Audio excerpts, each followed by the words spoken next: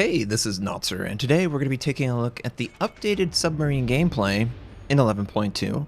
We are in the Tier 8 German submarine U-190, and this is a standard battle.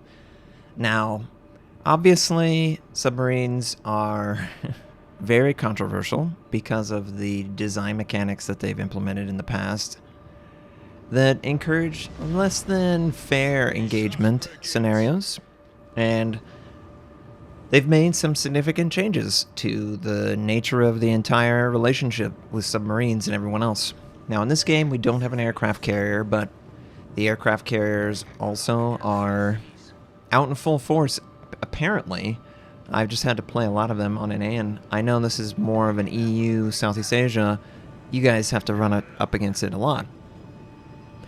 But it's kind of rare that I get a submarine game without a carrier game right now for testing purposes. So let's talk about what exactly they've done to the submarine since the last time we saw these guys. First of all, the sonar ping is now drawn in the game space if you are within 10 kilometers or 8 kilometers of the sonar ping itself. This ends up creating a moment where the player can actively dodge, and this does affect the sub versus sub gameplay immensely. It makes it actually more enjoyable. But it also gives players a source that they can return back to or follow to the direct source. And hopefully, sink them or damage them or whatever. That's the hope. So that's one of the first changes that they made.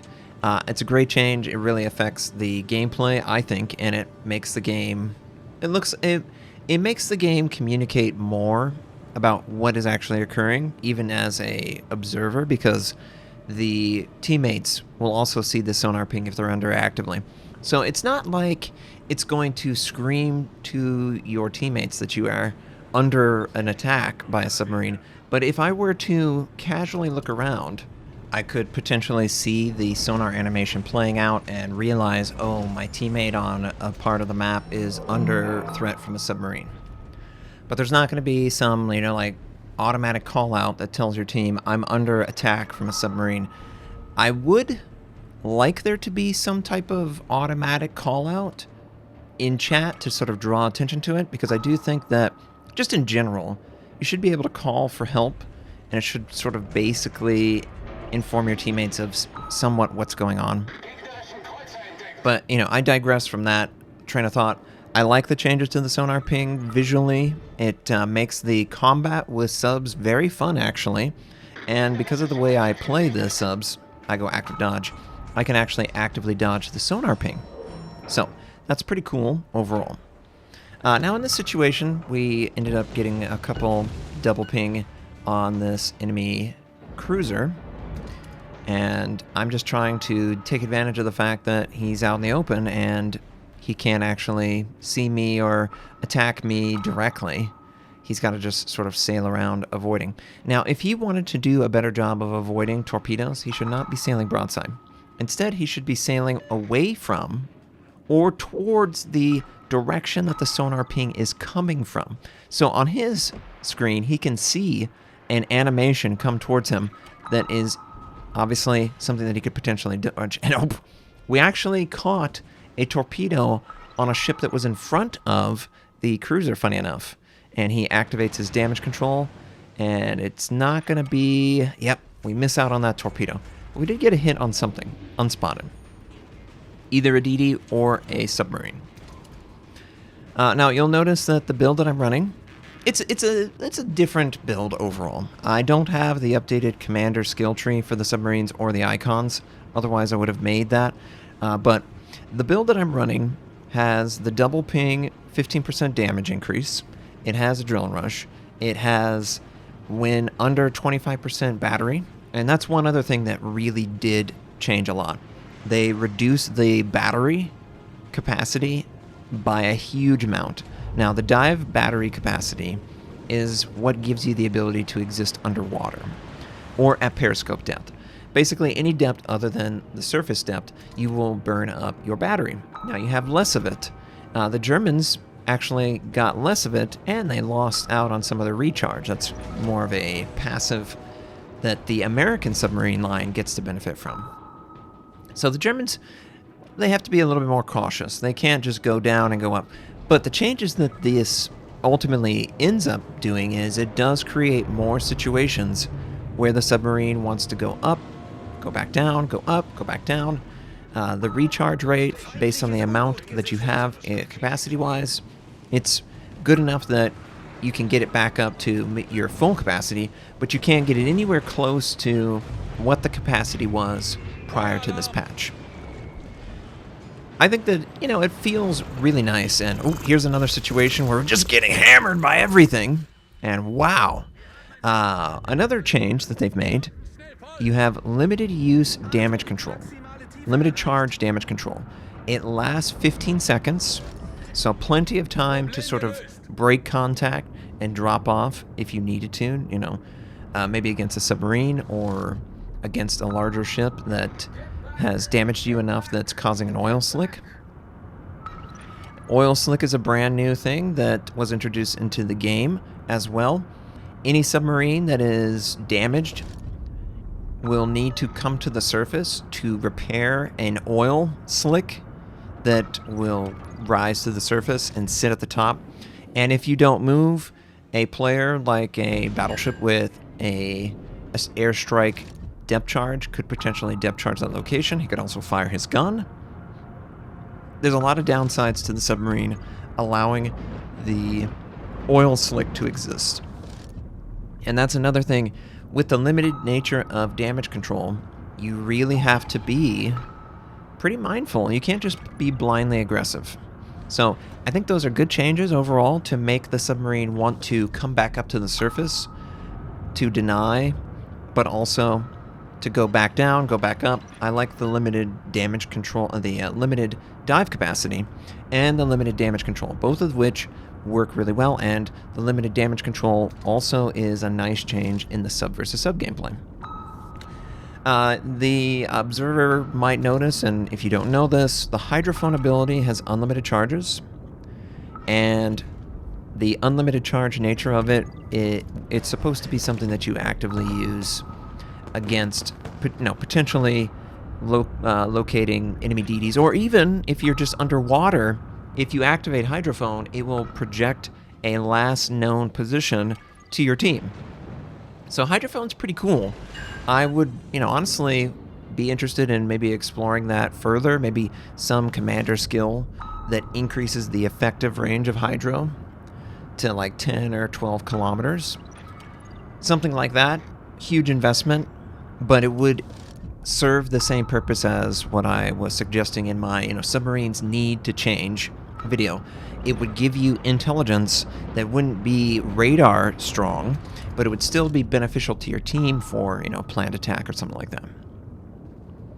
Now you'll see, the general play style is very similar to what you would expect, but you'll notice we're basically out of battery. We have less than a minute left, so we do need to eventually come to the surface in order to deal with that problem, because if you run out of battery, you just sit on the surface and you're vulnerable. So you don't want to do it unless you have the advantage. So I sent torpedoes, we got hits on the target, he deactivates the ping on the target with damage control and he avoids it. My Hydro detects the enemy submarine who's attempting to escape, and we're going to try and ping him. Now I missed the first ping, but it does look like he's kind of slowing down, so I draw in the ping, and yes, he is slowing down.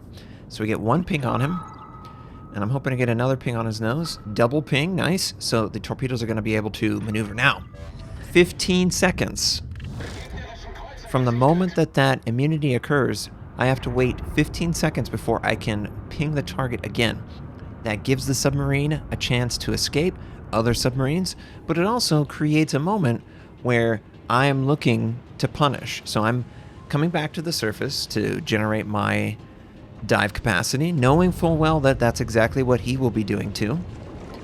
So I decide, let's send a ping and let's try and hide. Now, that debuff that just occurred because I took damage, that is what is creating the oil slick, and the only way it goes away without using a damage control is to come to the surface. But as you can see, when you come to the surface, it goes away, it clears like you use your damage control. And we're able to, and you can spy the oil slick a little bit back there. And we get 2 torpedoes, well, 1 torpedo, and it floods out the enemy submarine, and he's done. So that was pretty good. The game is definitely in favor of the enemy, but the submarine, the changes that they've made, they're pretty good overall to like this playability. Now, I know what you're saying. You're like, oh, there needs to be more counterplay. The depth charges need to be higher damaging. And I would agree about certain aspects. There are some tweaking that need to be done. Even the commander skill. You'll notice I'm using that battery skill. But the battery skill is really good. If you are detected or near detection and you're under 25, you get this battery capacity reduction benefit until you reach above 25%. And the only way you can reach your battery capacity above 25% is to actually be on the surface long enough that it generates. So, you know, it's a good way of communicating that the player needs to come to the surface in order to fix it, but it's also a good way to encourage the player to, you know, maybe get a little more aggressive near the end of the battery capacity. So I like that adjustment there. And yeah, I was highlighting the hydrophone for people to see. And I also have my streamers following. 5 months of the Nosers. Get the dubs. Get the dubs. Thank you for that. That's from my stream. Unfortunately, the audio from the recording, I can't like split up. I need to figure out how to record the audio separately.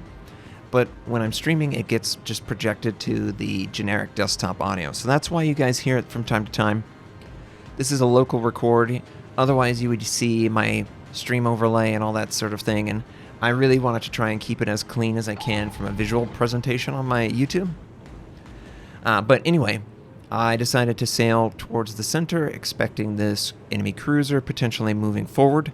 I activate my hydrophone to try and get an early intelligence on what's happening.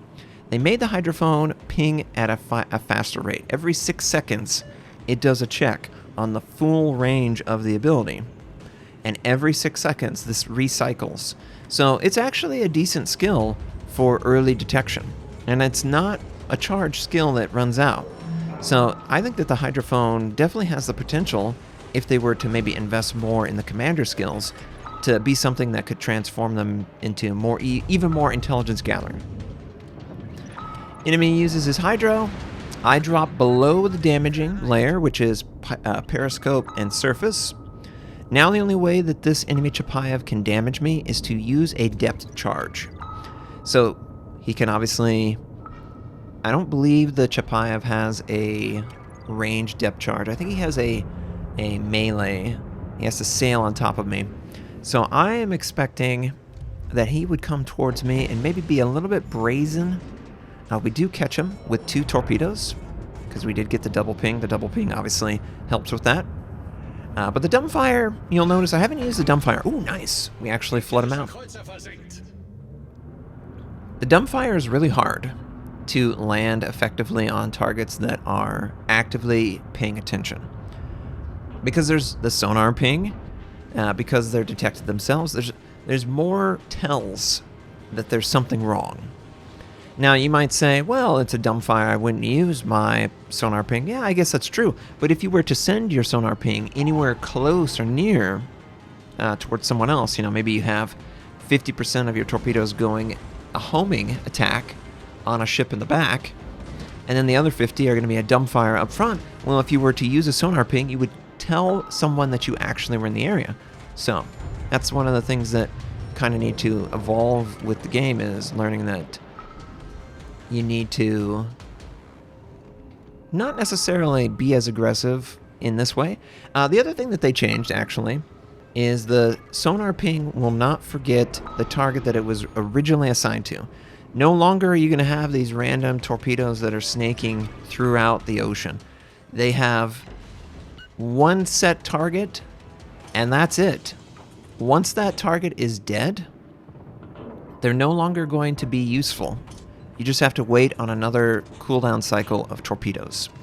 I think that ends up feeling fair for the surface ship, because it's not a case of like just sending out as many torpedoes and, you know, riding a train to the target. Oh, well, we got to go to a different station. Oh, and they're just going to snake their way over. No.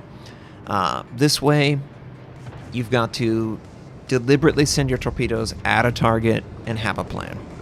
Now, I ended up sending my dumbfire torpedoes at the Tirpitz because he is super close.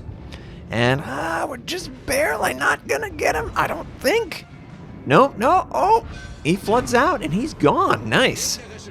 We have done work in this game, and this was a fun game for me personally. Now, if I were one of the surface ships trying to deal with a submarine, how would I deal with this version of the submarine? Well, I know that the sub will have to come up eventually. He doesn't have enough battery to stay underwater forever. So I would attempt to try and harass him by staying close enough that whenever he were to come up, he would just be spotted. You do have to be careful, though. They can attack forward and reverse of their position mostly. The only exception is the Tier 10 German submarine. It's all facing forward.